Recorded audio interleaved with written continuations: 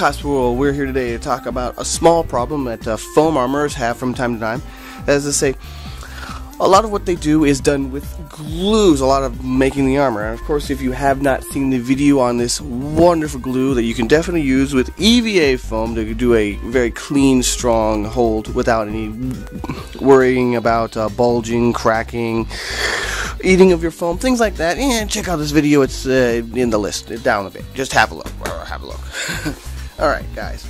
So, a lot of the armor is glued together using hot glue or barge, or no, not barge. Glues.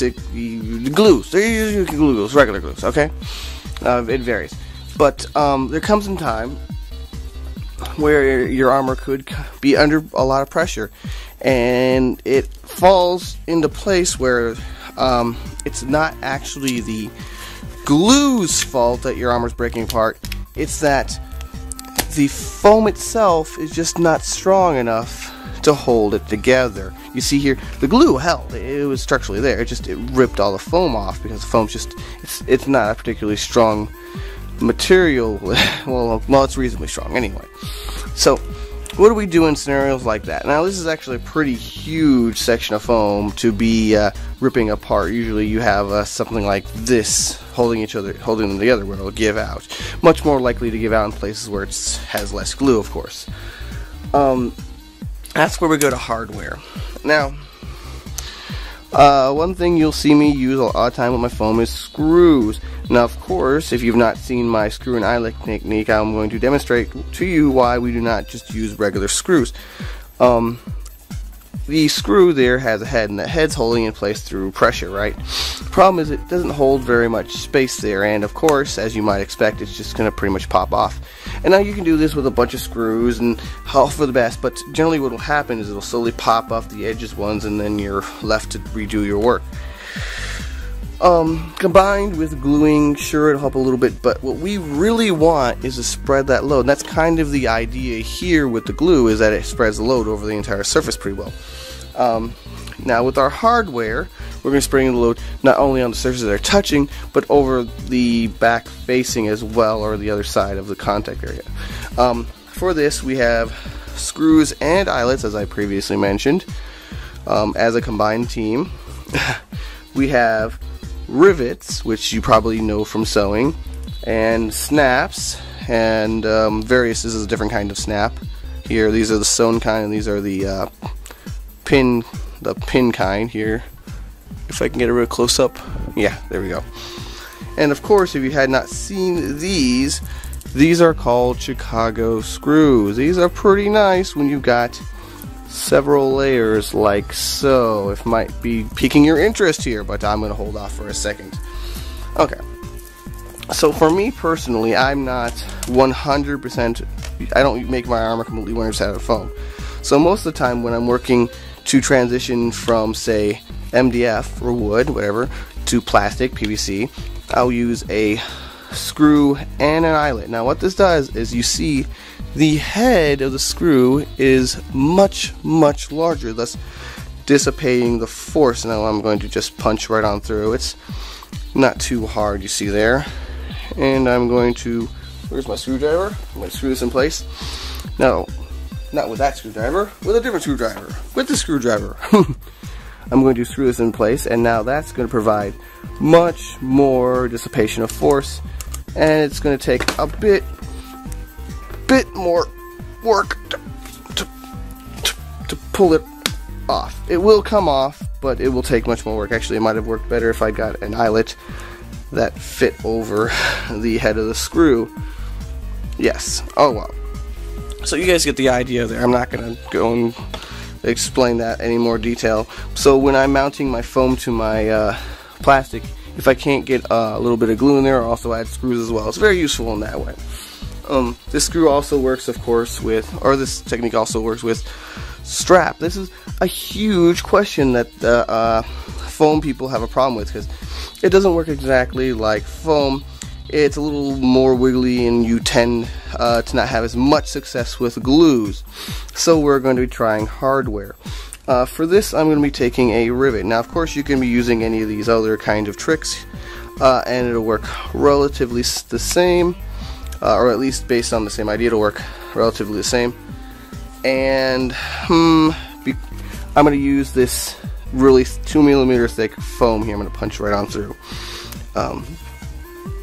Now if you got stronger rivet, or longer rivets I should say, you could potentially get through this foam, but because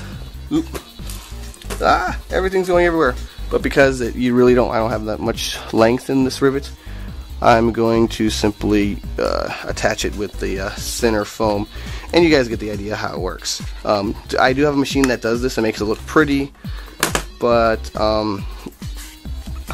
this is done, and I'm not actually showing this for competition wise, so who cares, as long as you guys get the idea. So pretty simply, it mounts it there. I would suggest more than just one, and if you can, also glue. So this secures it from the back, and the glue and such would also secure from the front. But of course, you need to disperse the force, as you might have noticed it ripped right on through. So next would be the snaps. Snaps tend not to work as well because there's a lot of pressure. When you're opening and closing them, you need a lot of pressure. And if it's okay to like permanently mount something to foam and have a bunch of rivets and hold it in place, that'll hold up reasonably well. But for snaps, in most cases, you're pulling on them individually to get them apart, and it's not going to go so well for your foam. But if you need it to, if no other options are available, snaps will work in foam just the same. You see I'm punching through with the little pins there. The ones that don't have pins I wouldn't recommend because they don't dissipate the weight as well. But because this is considerably bigger than that little rivet I just showed you, it's going to do a better job. And I like to use the ones with the little teeth for fabric because it holds on that fabric extremely well. The sewing one, the thread tends to rip pretty much right through foam in most cases, unless you get a really heavy, thick thread or even string at that point. This is not something I use. It is possible, but not great. This is where it's at right here. It actually doesn't. It's actually reasonably strong. But yeah, the foam is what's going. Oh, actually, yeah. See, there we go. That's a pretty good demonstration.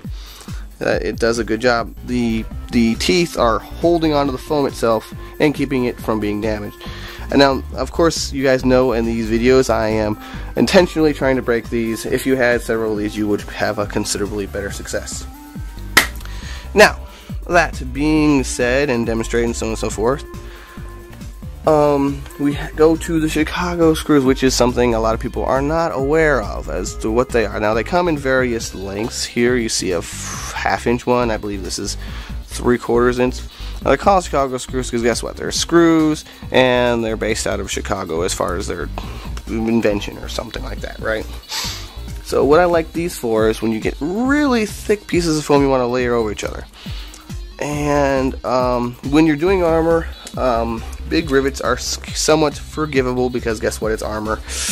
Those things, rivets are somewhat commonplace. Now, if you can't have rivets, sorry, you might have to work out a way of layering it such a way that it's not visible, or finishing it in such a way that it looks nice or is less visible. But I want you guys to be aware of this option because it's very, very nice. If you like, you can always expand it, this idea, with say washers or bigger eyelets or whatever the case might be. The more it dissipates the force, the better, of course. That's how it works in theory. So these are a bit more expensive than say screws, eyelets, or anything you've seen here, but not much. It has the advantage of being able to go through several layers of foam. And maybe I should have gotten one of the thinner ones. Yeah, one of these will work better here.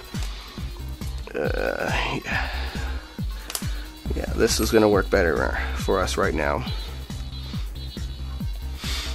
Okay, now I think this is going to be the last one I demonstrate here. If you want to make it permanent, you can always glue it in place, but it also serves as a possible way of getting in and out of your armor if you so choose. So yay! There you go. Simple enough. And there you are. And it looks reasonably good. Again, there we go. And that was reasonably strong. There are plastic ones I think my wife is trying to hand me. Okay, is this a post screw? It's also known as a post screw. Yeah, here we go. Similar design, just made of plastic, whatever the case may be. Yeah, thank you, helpful and intelligent wife. Oh well. Different kinds of snaps work to a varying sort of success. I'm not going to go over every single one because there's a zillion different designs, but you guys get the idea. I hope you all enjoyed this demonstration. Try to use these, say, hardware in combination with glues, and you'll probably have much more success with the durability of your armor. Thanks for watching, guys. Good times to all. Hey, Cosplay World, before I finish up this video, I want to say thanks for everyone who likes and subscribes. But the people who comment, you guys have a special place in my heart. It really does keep me motivated. I don't know, I do try to talk to you one-on-one, but maybe someday I'll have enough questions and so on to do like a regular Monday Q&A session like I used to, but for now, I just try and spread the information and love I have for all you cosplayers out there. I don't know if you know someone who needs help, if you see someone who could use a heads up and maybe is new to the cosplay community, maybe hasn't seen some of these kind of informational videos, let them know. It really helps me out. I'm gonna go make more vids, have some fun, make some stuff, do cosplay things. Thanks for watching, guys. Good times to all.